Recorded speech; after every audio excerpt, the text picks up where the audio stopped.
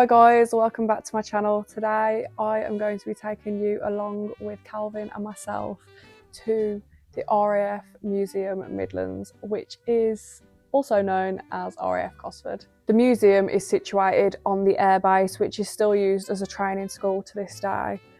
But quickly, before we get into the trip, let me tell you all about RAF Cosford's World War II history.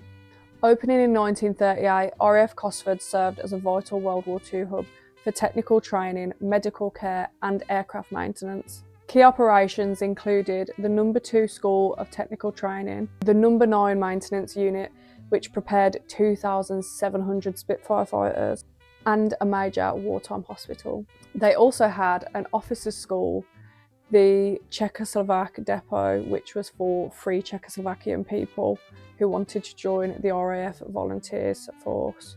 They also modified overseas aircraft and produced Horsa gliders. Towards the end of the war in 1945, it also processed repatriated Allied prisoners of war, and it was home to No. 12 ferry port of the ATA. And fun fact, the famous pilot Amy Johnson was there several times because she was in the ATA in World War II. Amy Johnson was famed for being the first woman in 1930 to fly from England to Australia, which took her 20 days, I believe, if I'm remembering correctly. And she flew in a de Havilland Gypsy Moth, which she had called Jason. Both me and Calvin had been to RAF Cosford in our childhood, as I'm pretty sure it's the closest airbase to us. So a lot of primary schools in our area take kids on primary school trips there, which I absolutely adored. And obviously as a child, the planes looked massive. I mean, they still look absolutely humongous, but they looked even bigger as a kid. And it was just like, I was so in awe to see just how amazing they were. I loved it there and I still love it there. It was great. We had a great time. So let's go, let's have a look. As soon as you enter the visitors centre, there is a cafe. So me and Calvin stopped for a drink and a bite to eat, and then we were off on our way. As soon as you leave the visitor centre, these planes are right outside, and they are all aircraft that have been used by the RAF over time. Then across this forecourt into a hangar, which shows you all about the RAF in World War II. Here is Avis Joan Hearn's jacket. She was one of only 6 WAFs in World War II to receive the military medal. There was also different artefacts from different eras, not just World War II. However, I was obviously paying attention to the World War II ones. Here you can see an RAF flare and a bomb sight. These planes are from World War I, so when flying was definitely in its infancy, seeing the flimsy wooden bodies of them actually makes me wonder how we ever got off the ground in the first place. Now this is what I was truly here for, some proper World War II warbirds. Absolutely beautiful stuff.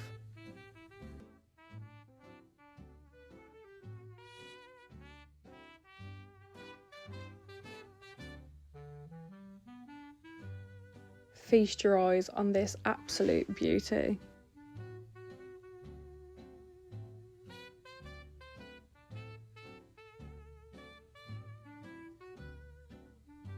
Down here you can see a plotter's headset and the plotter's counters, which were used on the tables.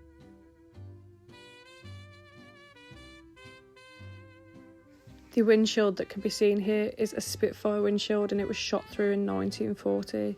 These medals belong to some very decorated RAF pilots in World War II. The little trolley that you can see here next to the Hurricane is a refuelling trolley, also known as an accumulator trolley. I will genuinely never stop being in awe of these beautiful planes.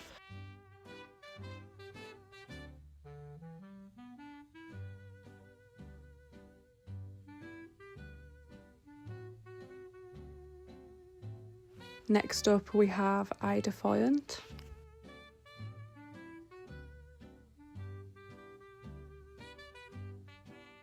All of these items were recovered from 2 Dornier Do crashes, one of which was pulled up from the seabed in 2013 and the other was on a beach. And here you can see the propellers and the wing section of said planes.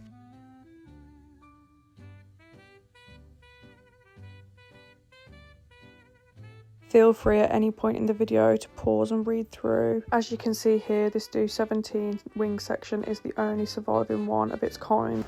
The GQ Parachute Company developed these parachutes exclusively for the air gunners of two-seater Defiance, as the gun turrets had no space to store parachutes in, so the suits had 2 built-in parachutes.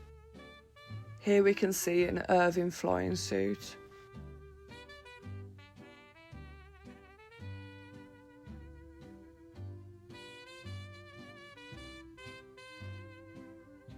And this is a WAF's working dress. Here you can see the German Fuhrlily anti-aircraft missile that was never properly used as it was unreliable during test flights. The 𝐋𝐈𝐍𝐒 is also a German missile, but this one carries 106 pounds of explosives. This is a Blenheim which was used extensively by the British in the first 2 years of the war, and it is a light bomber.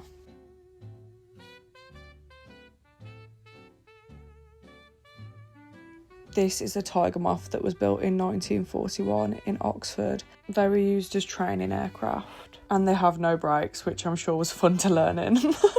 This is a Wellington, which is a long-range medium bomber. And on the left we have an 1,000-pound bomb, and on the right a 4,000-pound bomb, both used by the RAF during World War II.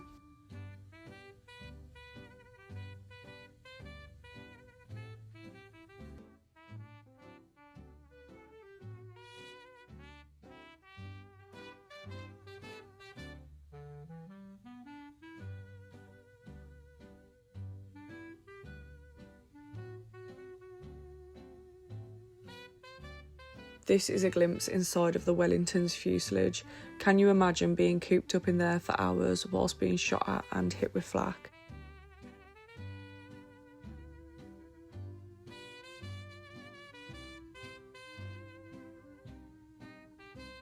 These are 2 different types of gun turrets that were used by the British during the war.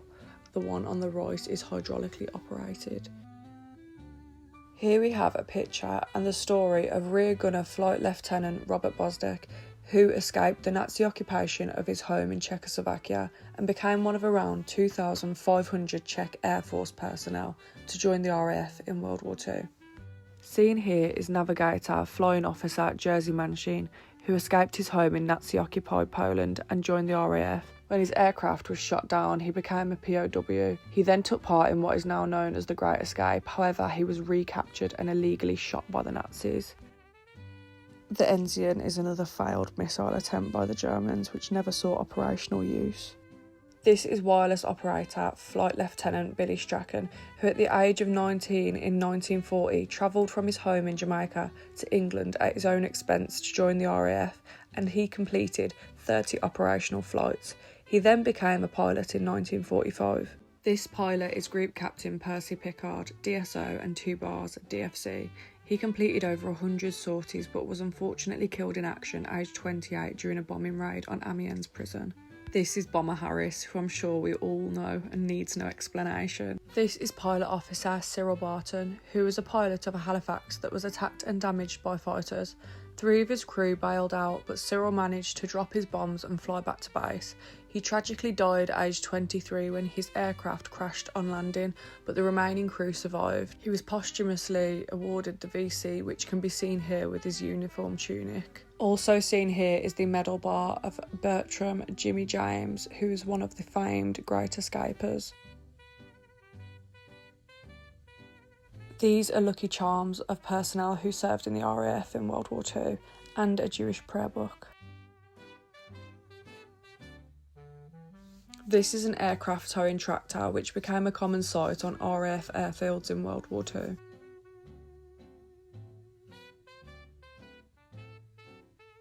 This wreckage is the fuselage of a short Stirling that was made in Birmingham. It crashed during a training flight in the Pennines on the night of the 18th/early hours of the 19th of October 1944. The graffiti that is seen on the side is from when kids used to draw on it, as it sat on the mountainside for 43 years before recovery. No complete original Stirlings survive today.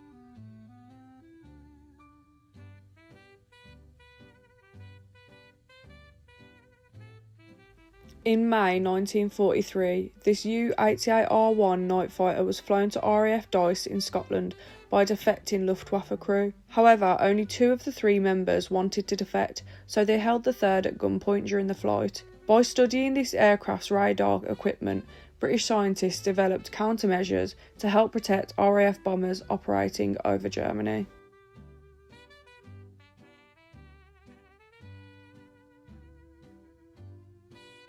And this is the front of the 𝐋𝐈𝐍𝐻𝐒 𝐋/𝐈𝐍𝐻 night fighter.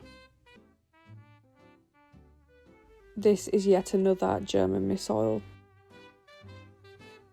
This is Major Heinz Wolfgang Schnaufer, the highest scoring German night fighter ace, and various other World War II artefacts such as a German flying helmet and an American flat vest.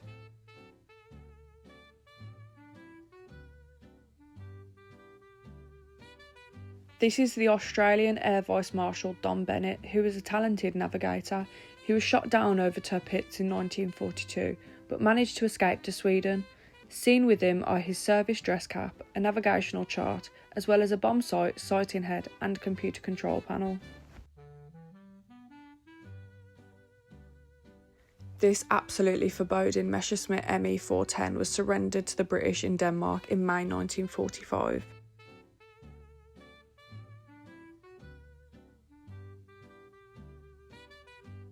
Born in Liverpool to an English mother and Barbadian World War I veteran, Corporal Lillian Bader was orphaned when she was 9 and separated from her brothers. At age 21 in 1939, she enlisted in the Navy but was dismissed after 7 weeks when it was found out her father wasn't born in the UK. On the 28th of March 1941, she enlisted in the RAF after she'd heard that the RAF were taking citizens of West Indian descent. She is known as one of the first mixed-race women to join the British Armed Forces. This is a Nazi V1 flying bomb, better known as a doodlebug, and its catapult ramp. Though they created deadly destruction, more enslaved people were killed building them than during the raids in which they fell from the skies. This is the V2, the V1's even worse younger sister. The attacks from V2s resulted in the deaths of an estimated 9,000 civilians and military personnel, while a further 12,000 labourers and concentration camp prisoners died as a result of the forced participation in the production of the weapons. Born in Trinidad, squadron leader Ulrich Cross, DSO, DFC, trained as a navigator, he flew Pathfinder sorties on Mosquitoes, completing over 80 operations. This is a German Focke-Wulf. It was probably one of the most revered aircraft by the British Air Force.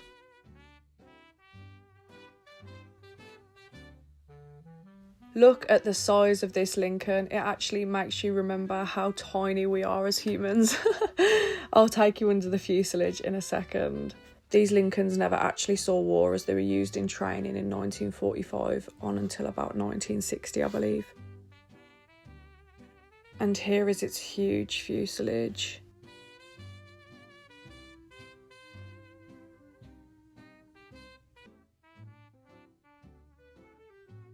This is a Mosquito, and you can see separately next to it is another Mosquito's door, which was used as a scoreboard.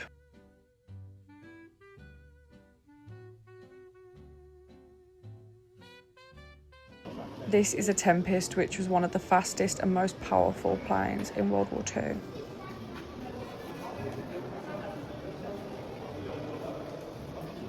British Indian Assistant Section Officer Noor Inayat Khan joined the WAF in November 1940, later recruited by SOE in 1943 to be an undercover wireless operator in France. She was captured by the Nazis, being sent to numerous prisons, then ending up in Dachau concentration camp on the 12th of September 1944 with 3 of her fellow agents, Yolande Beekman, Madeleine Damenamt and Elaine Pluman. At dawn on the following morning, the 4 women were executed. Here we have a German Messerschmitt Me 262.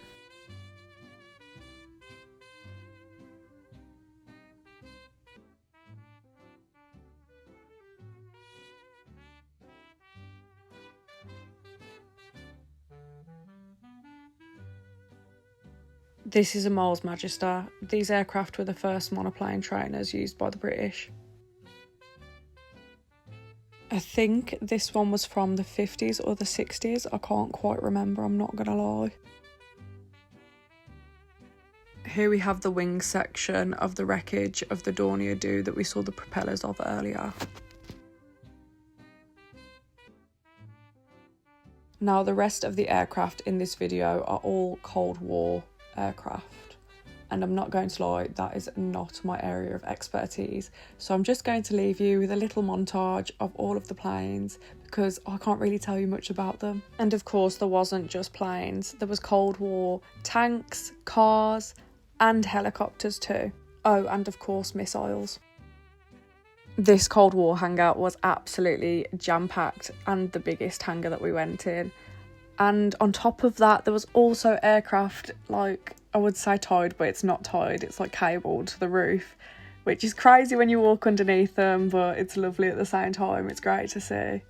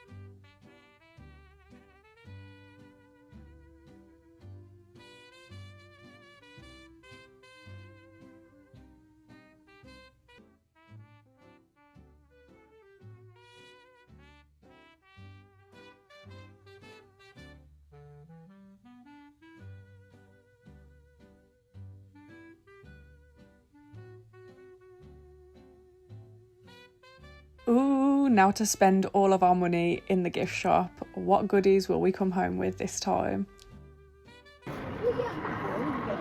Seriously wish I had the money for this flying jacket.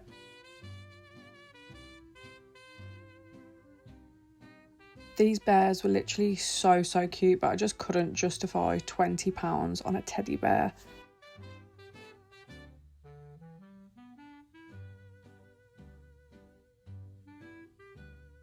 There was lots of great books to buy. If I had my own makeup room, I would have definitely got War Office for it. I couldn't believe that they even sell gin. Like, what's going on? Then on our way out, we saw a fire engine that was used in the 50s.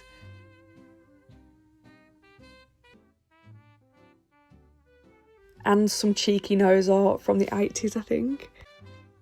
And then you were back outside next to the playground, and off to the car park we go.